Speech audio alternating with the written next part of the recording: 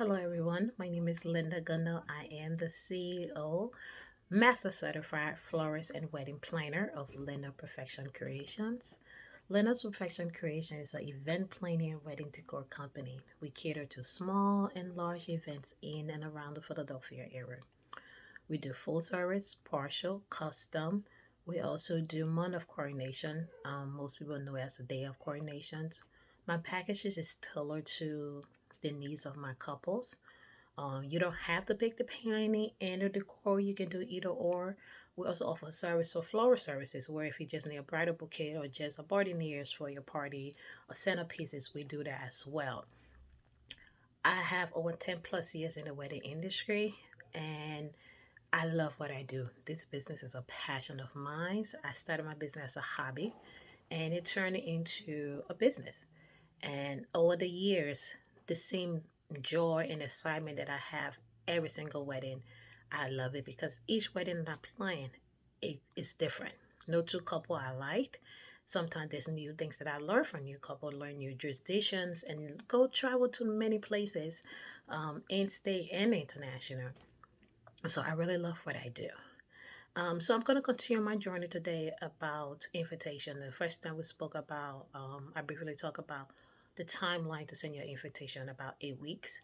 I would say give it 10 to 12, as I stated, because of COVID. So things has changed. Make sure you proofread everything that you do, just so that you don't have any error after the invitation is already printed. Then it's cost always some money. So I'm just going to get into the second part today. For the next couple of days, I'm gonna dive deeper into each section, and then as it's finished, I'm gonna go to another section just so I give my dear bride all your information. And for wedding planning services, you can sign up for my free 30 minutes class where I can teach you, and you can talk to me about information about your wedding. And you can also sign up for my wedding ceremony classes where I teach you from start to finish about how to plan your wedding. So today I'm just going to get over to invitation.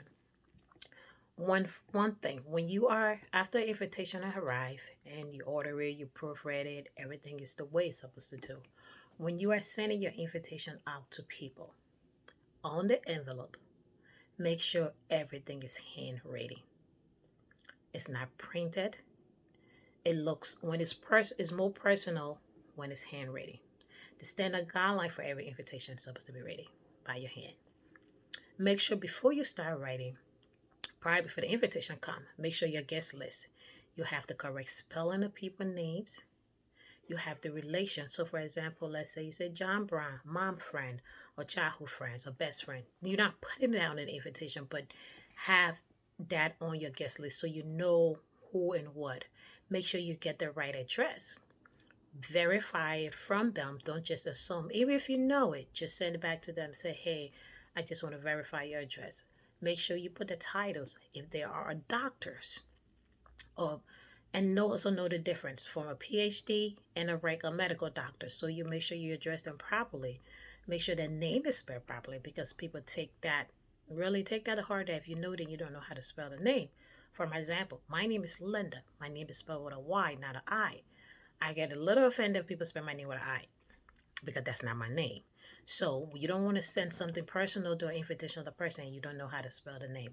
So if you're not sure of the correct spelling, say, hey, I'm trying to send an invitation to you. Can you please give me a correct spelling of your name and address, how you want it to look on the invitation?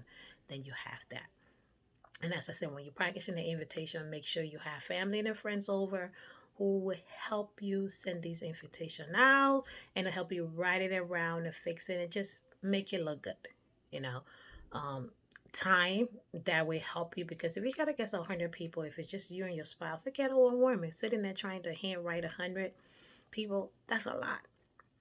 So that's one thing you need to do when you're taking there. And then also, after you handprint the envelopes and say to make sure the envelope is you have a pre-postage in there. You don't want to send somebody a mail and then they have to pay for a stamp to put it back. So make that extra cost. Make sure your return envelope is actually in your invitation, and then you send it along with it, so that when people send in the RSVP card back, it's easy. They can just put in the envelope and drop it in the mail or give it to the mailman and make it easy for them. And one of the most important things when you're ordering invitation, make sure you order extra. If you have a guest for 100 people, order 110. And sometimes the more invitation you get, the more discount you get in the prices. So let's say it might say, oh, for $100 you might get 80 invitation. For $110 you might get 100 invitation. So the more you order, the more discount you get. One, you want to keep an envelope invitation for safekeeping to memorize your wedding, and also just in case error happen. Let's say you're writing something and you made a mistake. Also order extra envelope. You might be writing somebody information because we are human. Error happens. Just make sure save yourself that extra money and that extra cost, and order extra so you don't have to, you know, worry about how if you messed up, how you're going to take care of all of that. And another thing that you need to do is make sure that your delivery time with the person that's going to do your invitation, whether it's the couple or a vendor, make sure that you align enough time because you don't want your invitation to come late and then you're not able to do that. And one, and as I also said, triple check the address of everybody. You don't want to send information to somebody and then they never get it, and then in the end they send it back, do not return the sender, and then you won't be able to have proper time for your RSVP card. If and I understand a lot of people sometimes miss that. Always have a plan B. So if you're having a wedding outside and you the weather, put an alternate location. So let's say if you're doing a wedding outside in a garden, if it rains, because nobody know what the weather is, it can be snowing one day, it can be raining another day. In your invitation, make sure put an alternate in there, say in case of a rain, this is the address. So let's say if you're doing your wedding, a garden wedding, if it's raining, you maybe want to be doing your wedding inside the reception space, or maybe it'll be at another church always. And I will talk a little bit more about plan B for the wedding, but I'm just going to touch base on that. So that way people know just in case something happened and they don't know. If you're having your reception at the ceremony at a different place and your reception at a different place, make sure all that information is noted on there as well. Because you don't want people coming to your wedding and have no idea where to go. So triple check to make sure you got the right information. Make sure everything is printed clearly that people can read it. You don't want to pick a font.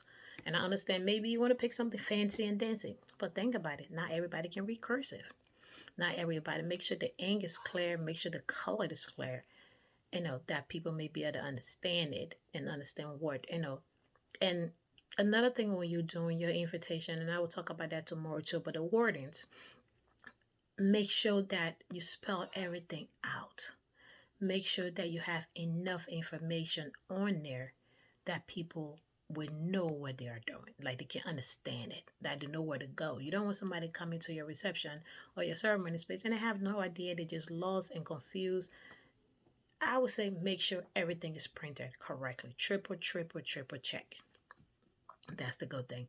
And then when you send your invitation to your guests, make sure you put on the card the RSVP. And the RSVP card you pick, and I will talk about that later in another section, is that make sure they have to write their name on the RSVP card, where it would say, instead of just saying checking one attendant or 1+1, and then you don't know what that person is going to eat, especially when it comes to meal, what kind of food they're picking, and what option they are, who's getting what. So the more information you put on there, the more simple it is for people. It's easier for people to do. You don't want to make things too complicated for people. People don't have that much time, especially when it comes to weddings, especially now in these days of social media where everybody just wants things to move so fast. Make it easier and that people see it and know it instead of trying to get codes and create all of these things that are going forward. So as for tomorrow, I will talk more about wordings of the invitation, or how to word your invitation properly, what some of the things you should say into your invitation. But once again, thanks for watching. My name is Linda Gunner. I am a Master Certified Wedding Planner. You can sign up for my free 30 minutes where you can talk to me about your wedding needs and see if it's the best need for your services. And then you can also sign up for my bridal DIY wedding classes where I can teach you on how to properly plan your wedding, and you can learn every tricks and tool that you need to plan your wedding properly. Thank you for watching. Please like, share, and subscribe. and you have an amazing day. Thank you so much. Bye.